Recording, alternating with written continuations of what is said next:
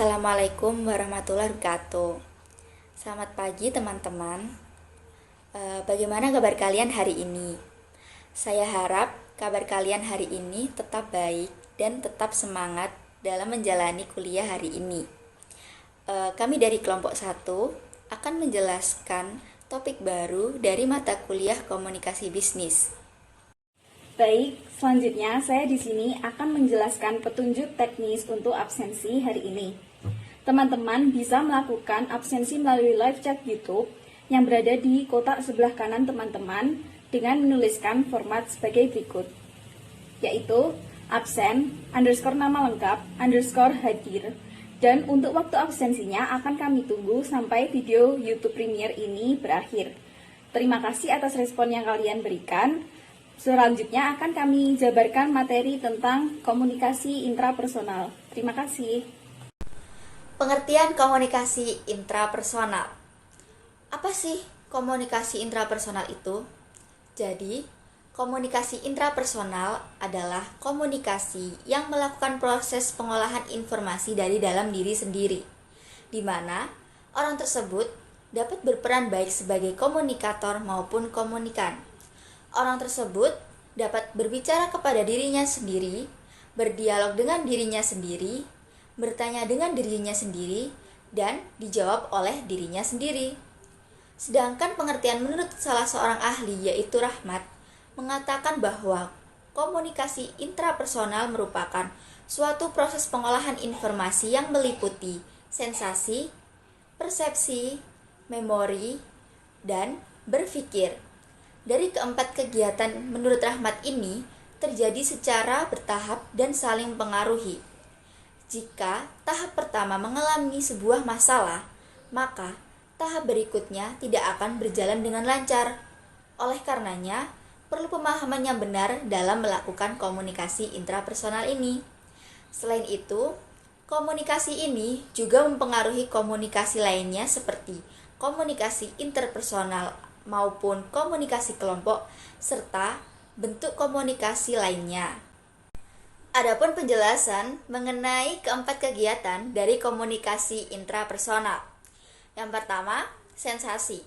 Sensasi berasal dari kata sens yang artinya indera, yaitu bagaimana alat indera berhubungan dengan lingkungannya. Maka, pengertian dari sensasi adalah kemampuan dalam menangkap rangsangan melalui alat indera.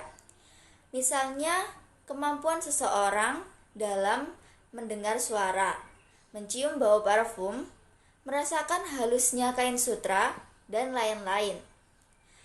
Faktor-faktor yang mempengaruhi sensasi terdapat dua faktor. Faktor yang pertama yaitu faktor situasional, di mana faktor ini berasal dari luar diri seseorang. Misalnya, ketika seseorang mendengar suara musik yang sangat keras akan mengganggu telinganya, maka proses sensasinya akan terasa terganggu. Lalu yang kedua, faktor personal. Faktor ini berasal dari diri sendiri. Contohnya yang pertama, lingkungan budaya. Misalnya, ketika seorang berasal dari suku Padang, mereka telah terbiasa memakan masakan yang pedas. Lalu yang kedua, kemampuan alat indera manusia memiliki keterbatasan dalam menangkap rangsangan.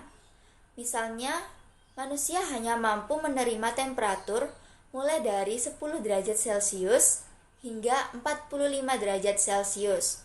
Lalu yang ketiga, pengalaman. Biasanya, jika kita pernah mendengar stimulasi yang sama sebelumnya, akan mudah mendengarkan. Selanjutnya yang akan dibahas adalah persepsi. Pasti di sini teman-teman udah pernah dengar kan tentang persepsi. Tapi apa sih arti dari persepsi itu? Yuk kita bahas. Persepsi adalah pengalaman tentang objek, peristiwa, atau hubungan-hubungan yang diperoleh dengan menyimpulkan informasi dan menafsirkan pesan. Persepsi memberikan makna pada stimuli indrawi atau sensori stimuli. Sensasi ialah bagian dari persepsi. Walaupun begitu, menafsirkan makna informasi indrawi tidak hanya melibatkan sensasi, tetapi juga atensi, ekspektasi, motivasi, dan juga memori. Selanjutnya adalah faktor eksternal penarik perhatian. Perhatian sendiri adalah suatu proses mental ketika stimuli atau rangkaian stimuli menjadi menonjol dalam kesadaran pada saat stimuli lainnya melemah. Apa yang kita perhatikan ditentukan oleh faktor-faktor situasional dan personal. Faktor-faktor situasional terkadang disebut sebagai determinan perhatian yang bersifat eksternal atau penarik perhatian atau attention getter. Stimuli diperhatikan karena mempunyai sifat-sifat yang menonjol. Apa aja sih sifat-sifatnya? Yuk kita bahas satu-satu. Yang pertama adalah gerakan. Kita akan lebih tertarik dengan benda-benda yang bergerak. Kalau kita ambil contoh nih ya, kita pasti akan lebih tertarik melihat televisi atau melihat HP kita yang di dalamnya ada gambar-gambar yang bergerak atau iklan yang bergerak, ketimbang kita membaca sebuah iklan di surat kabar ataupun di buku ataupun di majalah. Selanjutnya adalah intensitas stimuli. Stimuli yang menonjol lebih menarik perhatian. Misalnya nih, ada warna merah, akan terlihat lebih menonjol daripada warna-warna lainnya, seperti warna putih, warna coklat, atau warna-warna lembut lainnya. Selanjutnya adalah kebaruan. Sesuatu yang baru akan lebih diperhatikan. Kalau ada teman kita yang baru, kayak murid pindahan, pasti akan menjadi pusat perhatian di antara kita yang lainnya. Selanjutnya adalah perulangan. Peristiwa yang terjadi berulang kali akan menarik perhatian. Misal iklan di televisi yang ditayangkan berulang kali akan menarik perhatian para pemirsanya. Selanjutnya adalah faktor internal penaruh perhatian. Seseorang akan mempersepsikan pesan yang diterima tergantung pada kebutuhannya, atau mana yang akan menjadi tujuannya. Faktor yang mempengaruhi seseorang memperhatikan stimuli antara lain, yang pertama adalah faktor-faktor biologis atau keinginan dan kebutuhan. Kalau kita ambil contoh ya, kalau kita dalam keadaan lapar nih, seluruh pikiran kita akan didominasi oleh makanan. Karena itu adalah hal yang kita perhatikan saat kita lapar. Yang paling menarik menurut kita adalah makanan. Kita pasti nggak bisa fokus dengan hal yang lainnya. Kita pasti akan fokus memikirkan tentang makanan apa yang akan kita makan nantinya. Yang kedua adalah faktor-faktor sosiopsikologis. Dalam faktor sosiopsikologis, seseorang baru bisa memenuhi kebutuhannya dengan bantuan orang lain. Contohnya, masalah kejiwaan. Kita memperhatikan seseorang karena kita saling memberi keuntungan. Kita bersosialisasi karena ingin diperhatikan oleh orang lain. Faktor-faktor yang menentukan persepsi. Berikut faktor-faktor menurut Kurtz and Kurtfield. A. Faktor personal. Persepsi bersifat selektif secara fungsional, artinya objek-objek yang mendapat tekanan, biasanya objek tersebut memenuhi tujuan individu yang melakukan persepsi. Contohnya, jika seseorang mengatakan restoran, maka orang yang mendengar akan memberikan persepsi yang berbeda tergantung suasana hati masing-masing individu. Misalnya, jika saya yang mendengarkan kata restoran, maka saya akan mengartikan bahwa itu adalah restoran sushi. Padahal restoran yang dimaksud adalah restoran steak. Berikutnya, kerangka rujukan. Mahasiswa akuntansi jika membaca debit, kredit, piutang akan dengan mudah memahami karena mereka sudah mempelajarinya. Sedangkan mahasiswa kedokteran akan kesulitan membacanya karena mereka tidak pernah mempelajari sebelumnya. Yang B, faktor situasional atau faktor struktur. Medan perseptual dan kognitif selalu diorganisasikan dengan atau diberi arti. Mempersepsikan stimuli dengan cara diorganisasikan atau disusun dalam sebuah konteks yang sama. Meskipun informasi tidak lengkap, namun informasi tersebut sudah bisa diberi makna. Contohnya, buku, pensil, pena, bla bla bla. Sebelum dilengkapi, seseorang sudah beranggapan itu adalah alat tulis karena sudah mengerti maknanya. Berikutnya, sifat-sifat perseptual dan kognitif dari substruktur ditentukan pada umumnya oleh sifat-sifat struktur secara keseluruhan. Contohnya, jika individu dianggap dengan anggota kelompok. Misalnya, jika ada anak atau kelas pintar, maka seluruh kelas itu akan dianggap anak-anaknya pintar. Padahal ada beberapa anak yang biasa-biasa saja. Jadi, dengan sifat kelompok tersebut akan dipengaruhi atas keanggotaan kelompoknya. Berikutnya adalah objek atau peristiwa yang berdekatan dalam ruang dan waktu atau mempengaruhi suatu sama lain, cenderung ditanggapi sebagai bagian dari struktur yang sama. Prinsip ini menyatakan stimuli yang berdekatan satu sama lain dianggap satu kelompok. Dalil ini biasanya digunakan untuk meningkatkan kredibilitas. Contohnya, orang menjadi terhormat jika duduk berdampingan dengan presiden. Tahap berikutnya setelah sensasi dan persepsi adalah memori.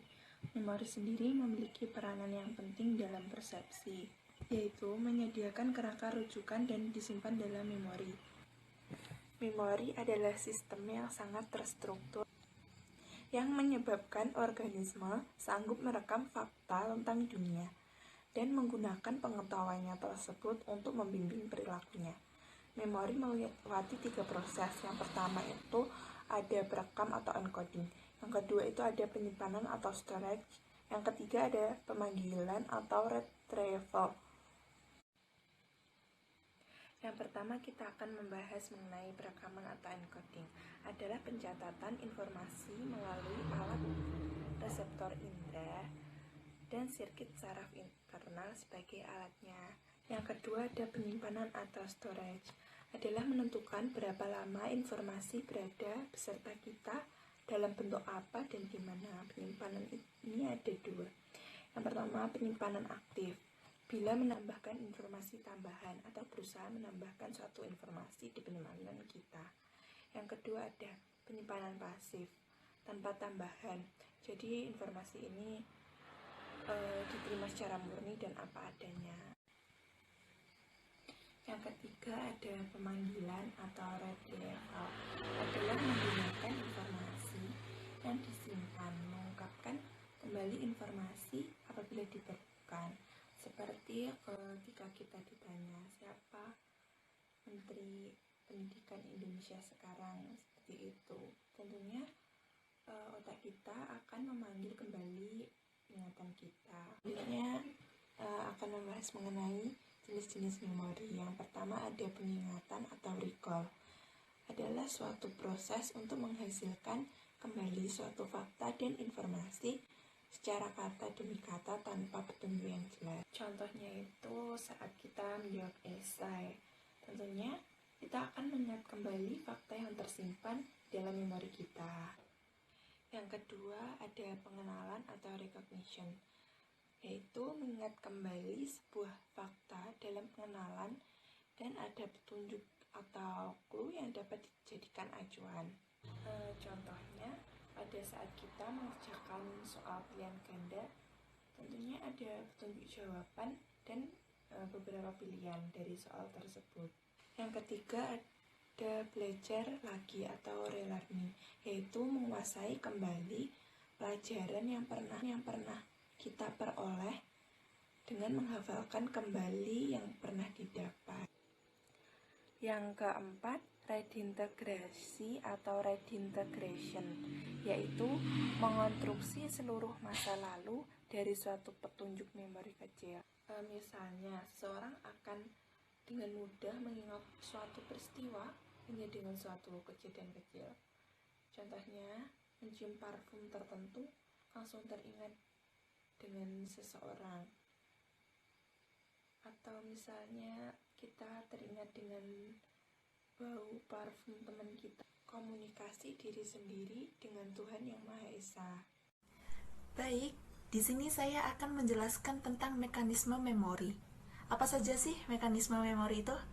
Yang pertama, ada teori alus atau disus teori. Menurut teori ini, memori hilang atau memudar karena waktu.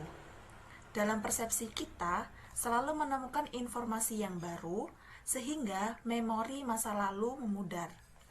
Jadi, makin sering kita mengingat, maka makin jeleknya, yaitu kemampuan kita juga akan semakin menurun. Terus yang kedua ada teori interferensi atau interference teori. Menurut teori ini, memori merupakan meja lilin atau kanvas yang menyebabkan terhapusnya rekaman yang pertama atau mengaburkannya. Misalnya, kita menghafal halaman pertama dalam kamus bahasa Inggris Indonesia. Kemudian kita itu berhasil.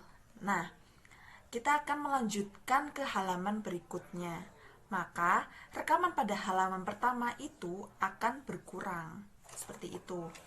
Kemudian yang ketiga, ada teori pengolahan informasi atau information processing theory. Teori ini menyatakan bahwa informasi mula-mula disimpan pada sensory storage atau gudang inderawi. Kemudian masuk ke short term memory atau STM, memori jangka pendek, lalu dilupakan atau decoding untuk dimasukkan ke dalam long term memory atau LTM, memori jangka panjang. Seperti itu. Nah, sekarang kita akan membahas tentang berpikir. Mengutip pendapat Flatt-Elrance bahwa berpikir merupakan manipulasi atau organisasi unsur-unsur lingkungan dengan menggunakan lambang-lambang sehingga tidak perlu melakukan kegiatan yang tampak. Berikut ini adalah bentuk-bentuk berpikir. Berpikir ini terbagi menjadi dua jenis. Yang pertama ada autistik dan yang kedua ada realistik. Autistik ini nama lainnya itu melamun. Nah, ada 3 macam, yaitu ada fantasi, menghayal, dan wishful thinking. Kalau menurut saya ya, kita kan pasti digandrungi nih sama kayak K-pop. Kita suka K-pop, pasti kita menghayalnya itu pasti cukup tinggi sekali. Misalnya yang perempuan-perempuan nih suka idol misalnya BTS, wah kalau misalnya aku jadi suaminya Min Yoongi kayak apa, itu sama aja kita menghayal. Kemudian ada realistik atau berdasarkan kenyataan. Ini terbagi menjadi 3 jenis juga, yaitu ada deduktif, umum ke khusus, ada induktif, khusus ke umum atau generalisasi, dan yang terakhir ada evaluatif, yaitu berpikir secara kritis. Fungsi berpikir. Fungsi berpikir yang pertama yaitu menetapkan keputusan atau decision making. Sepanjang perjalanan hidup kita ini, tentu kita harus menetapkan sebuah keputusan yang beraneka ragam untuk melakukan suatu hal tersebut atau tidak. Terdapat tanda-tanda umum kegiatan sebagai hasil dari keputusan. Yang pertama, keputusan merupakan hasil berpikir. Maksud dari penjelasan tersebut bahwa untuk mencapai sebuah keputusan, tentunya kita melewati proses berpikir terlebih dahulu. Yang kedua, keputusan selalu melibatkan pilihan dari berbagai alternatif. Maksud dari penjelasan tersebut, ketika proses pengambilan keputusan terjadi, akan muncul banyak pilihan alternatif yang kemudian kita harus menyeleksinya untuk memilih satu alternatif yang mendekatkan kita pada tujuan pemecahan masalah. Yang ketiga, keputusan selalu melibatkan tindakan nyata, walaupun pelaksanaannya boleh ditangguhkan atau dilupakan. Maksud dari penjelasan tersebut adalah ketika kita telah mencapai penetapan keputusan, maka hal selanjutnya yaitu merealisasikannya dalam bentuk tindakan yang nyata. Namun, boleh saja tidak semua penetapan keputusan akan selalu direalisasikan dalam tindakan yang nyata. Fungsi berpikir yang kedua adalah pemecahan masalah atau problem solving. Dalam proses pemecahan masalah ini, kita akan melalui 5 tahapan, teman-teman. Yang pertama adalah adanya masalah, terjadinya peristiwa yang mengalami hambatan tertentu. Pada tahap ini, seseorang biasanya mengatasinya dengan cara yang rutin, ada juga yang mengatasinya secara spontan. Selanjutnya adalah menggali memori. Anda pasti akan mencoba menggali memori Anda yang dahulu untuk mengetahui cara-cara apa saja efektif pada masa lalu. Selanjutnya adalah mencoba seluruh kemungkinan masalah. Pada tahap ini, Anda akan mencoba seluruh kemungkinan pemecahan yang pernah Anda ingat atau yang dapat Anda pikirkan. Semua akan Anda coba, dan hal ini disebut dengan penyelesaian mekanis atau mechanical solution, dengan uji coba trial and error. Selanjutnya adalah mulai menggunakan lambang-lambang verbal atau grafis untuk memecahkan masalah Anda. Anda akan mencoba memahami situasi yang terjadi, kemudian mencari jawaban dan menemukan kesimpulan yang tepat untuk permasalahan tersebut. Selanjutnya adalah tiba-tiba terlintas dalam pikiran suatu pemecahan. Seperti muncul kalimat, "Aha, sekarang saya tahu." Cara ini disebut dengan aha erlebnis atau pengalaman aha, atau bisa disebut dengan insight solution. Baik, saya akan menjelaskan poin ketiga, berpikir kreatif atau creative thinking. Menurut James C. Coleman and Gustav L. Hammer, berpikir kreatif adalah berpikir yang dapat menghasilkan metode baru, konsep baru, pengertian baru, dan sebagainya. Para psikolog menyebutkan 5 tahap berpikir kreatif. Poin pertama, orientasi. Masalah dirumuskan dan aspek-aspek masalah diidentifikasikan. Poin kedua, preparasi. Pikiran berusaha mengumpulkan sebanyak mungkin informasi yang relevan dengan masalah. Poin ketiga, inkubasi. Pikiran beristirahat sebentar ketika berbagai pemecah berhadapan dengan jalan buntu. Pada tahap ini, proses pemecahan masalah berlangsung terus dalam jiwa bawah sadar kita. Yang keempat, iluminasi. Masa inkubasi berakhir ketika pemikir memperoleh secara tiba-tiba ilham. Serangkai insting yang memecahkan masalah ini menimbulkan. Yang kelima, verifikasi. Tahap akhir untuk menguji dan secara kritis menilai pemecahan masalah yang diajukan pada tahap keempat. Ada beberapa faktor yang secara umum menandai bahwa seseorang itu kreatif. Pertama, ada kemampuan kognitif. Jadi yang termasuk dalam kemampuan kognitif ini meliputi kecerdasan di atas rata-rata dan melahirkan gagasan-gagasan baru serta gagasan-gagasan yang berlainan dan fleksibilitas kognitif. Jadi orang kreatif di sini cenderung untuk menciptakan suatu hal-hal baru yang tidak general atau tidak umum. Yang menandai bahwa seseorang kreatif selanjutnya adalah sikap terbuka. Orang kreatif mempersiapkan dirinya menerima stimuli internal dan eksternal. Dia memiliki minat yang beragam dan luas, sehingga orang kreatif suka menerima hal-hal yang berasal dari sekitar. Yang ketiga, sikap yang bebas, otonom, dan percaya pada diri sendiri. Jadi orang kreatif tidak senang digiring atau disuruh saja. Biasanya ingin menampilkan dirinya semampu dan semaunya. Biasanya ingin menampilkan eksplorasi. Ia tidak terlalu terikat pada konvensi sosial. Mungkin inilah sebabnya orang-orang kreatif sering dianggap nyentrik atau tidak biasa.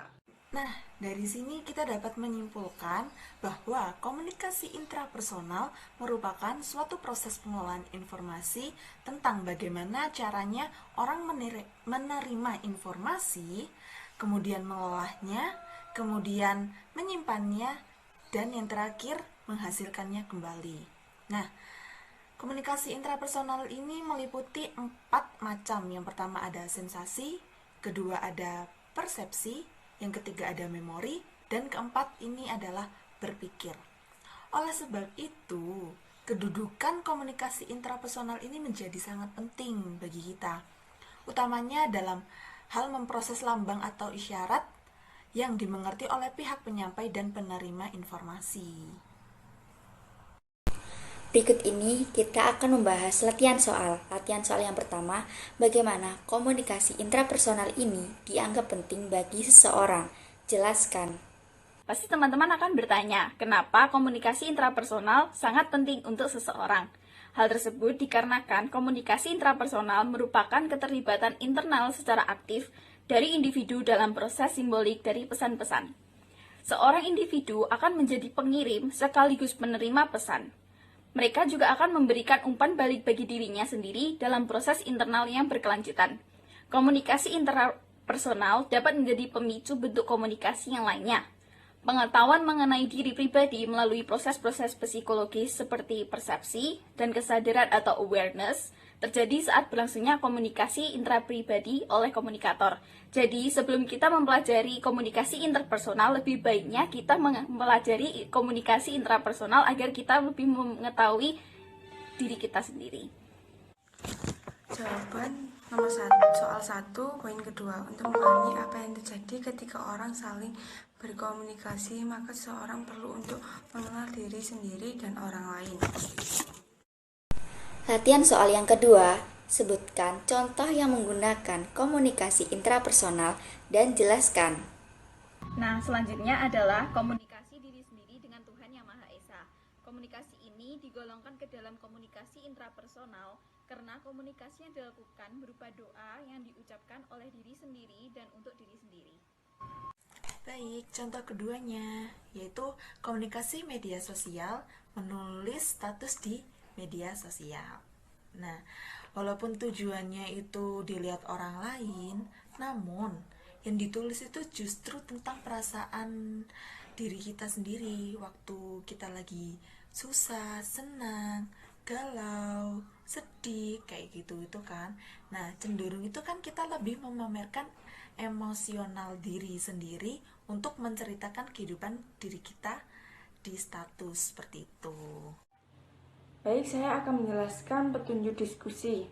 Jadi, pada diskusi akan diadakan 2 sesi, yaitu untuk sesi pertama menjawab satu pertanyaan dari setiap kelompok, dan sesi kedua juga begitu, menjawab satu pertanyaan dari setiap kelompok pada sela-sela. Nah, diskusi nanti kami dari kelompok 1 akan mengadakan ice breaking, yaitu ada dua sesi ice breaking. Dan di akhir diskusi akan ada salah satu anak atau beberapa untuk menyimpulkan apa yang sudah kita dapat dari diskusi itu. Baik, itu adalah petunjuk diskusi kurang lebih seperti itu. Terima kasih. Teman-teman, untuk sesi diskusi besok kita akan mengadakan ice breaking. Ada game seru nih. Untuk kelompok yang lain, siap-siap ya. Sampai ketemu di diskusi selanjutnya dan nantikan keseruan-keseruan kita selanjutnya. Baik, sekian materi yang dapat disampaikan oleh kelompok kami dalam pembahasan komunikasi intrapersonal. Bila ada yang ingin ditanyakan atau saran, bisa diberikan saat sesi diskusi pada pertemuan selanjutnya. Jika ada salah kata atau ucapan yang kurang berkenan, mohon dimaafkan. Tetap semangat, jaga kesehatan. Jika kalian ada di luar rumah, tetap patuhi protokol kesehatan. Semoga kita juga terhindar dari virus korondul ini. Maksud saya virus corona. Oke guys, see you the next meet. Selamat siang. Wassalamualaikum warahmatullahi wabarakatuh.